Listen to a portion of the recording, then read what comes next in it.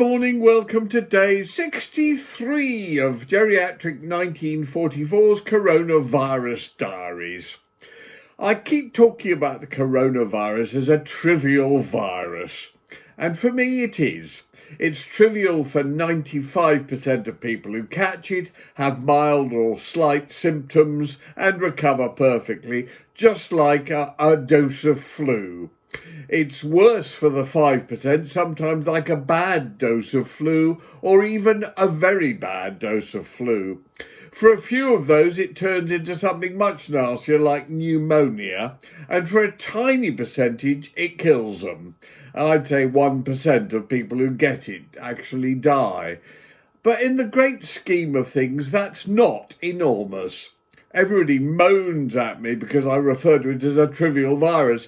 But the problem is the media has inflated it into a huge plague, something that must be discussed every 5 minutes. It alters the way the world works and everything else, when really it isn't. We should just get over it, like we got over flu before we finally discovered a vaccine, and we got over bubonic plague and measles, rubella and all the other things. The media do this, and this is because of these days we now have modern communications. We have things like this. Suddenly, online, marvellous, magnificent. We can all talk to each other on mobile telephones and smartphones. We can go online, we can see each other. The media is completely in control, but as a result, it needs good stories. And it comes up with stupid things like Brexit. That was really only the UK that was concerned about it. And terribly unimportant things. How do we trade, basically? Do we trade with Europe as a part of Europe or as a separate country? A really very trivial thing. I likened it at the time like, should we drive on the left or the right of the road? Most people choose to drive on the right. Sometimes we choose to drive on the left. To me, it really doesn't fucking matter. But what matters is, if we decide to change from one side to the other, it's a massive upheaval, having to change the way cars are built, all the road signs and so on and so forth. That's what really gets to be a pain. Trivial things, I'm used to trivial things. I remember up on the wall here, I've got a plaque thanking me for helping break a trivial band years ago, 1996, I think it was, called the Spice Girls. Just a trivial musical interlude. Now, that's different for me, like someone like the Beatles. They were a major musical force. They changed all our lives. In my life, Genesis, a major, massive musical force, changed all our lives, just like some films, the James Bond films. The franchise changed all our lives. There are certain things that are much more major, but 90% of it, 95%, are trivial. And the Spice Girls were trivial. Fun, basically one hit, and a career built with a lot of image and a lot of publicity around the world. But trivial. I mean, compare the influence of the Spice Girls to someone like Michael Jackson.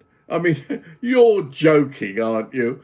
Anyway, for me, that's what coronavirus is. It's basically trivial. It's something we need pay no real attention to. The problem is, when we take it seriously and start changing our lifestyles and everything else, then it becomes a real serious impact on the world. And for me, a negative one, causing millions of unnecessary deaths. I've gone on and on about the death for, and that's something we've got to work out. Why is it that only 4 countries had really serious death problems? If you ignore countries like Brazil and the USA and so on, with massive populations, where the percentage of deaths is tiny, although it looks quite a lot of people died, but it's actually tiny. The only 4 countries where it was a really hefty chunk of the population that died was the UK, Italy, France and Spain. And that wasn't huge. I mean, I say it was huge. We'll probably end up with 40,000 deaths linked to coronavirus. And notice I always say that because I don't think people die of coronavirus. They die of something that coronavirus provokes, like they die They don't die of flu, they die of pneumonia that flu gives you or whatever. But only 4 countries, we've got to work out why. Because you look at all the other countries, ranging from places like Greece, 170 deaths, all the way across Denmark. Denmark is a very good example. It's a tiny little country with about 1/10 of the population of the United Kingdom, about 6 million as compared to 60 million. And yet their amount of deaths, 500 or so, is tiny compared to the ratio of deaths in the United Kingdom. So something has gone terribly, terribly wrong with the 4 countries that I mentioned the death for. I personally blame the media for inflating it, causing panic, causing the government to bring in panic instead of thought through rules, regulations and laws, and in fact making it far more lethal than it would have been if somebody had thought about it and worked it out sensibly, like every other country did. I've been speaking about Bob Geldof a lot in the last couple of videos.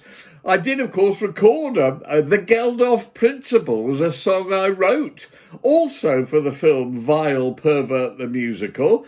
So I thought I'd play out with that because I've had a lot of requests for it to all the various places where this video is seen. So, ladies and gentlemen, for you, Geriatric 1944, also known as Jonathan King, singing The Geldof Principle. See you tomorrow.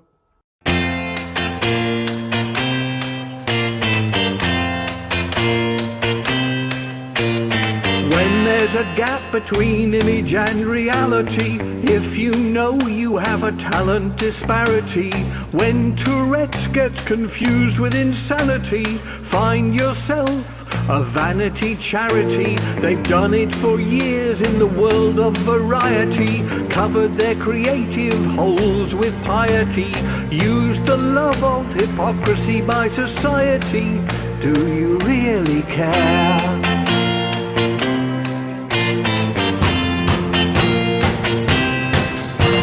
Spice up the platitudes with obscenity, solve all the problems by saying what's meant to be.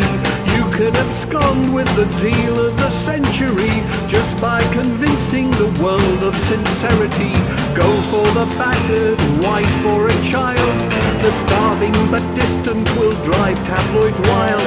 If a life was extinguished every time that you smiled, do you really care? Don't we all have an easy solution to deflect our consciences and grant absolution? If a million still die in the media confusion, do we really care?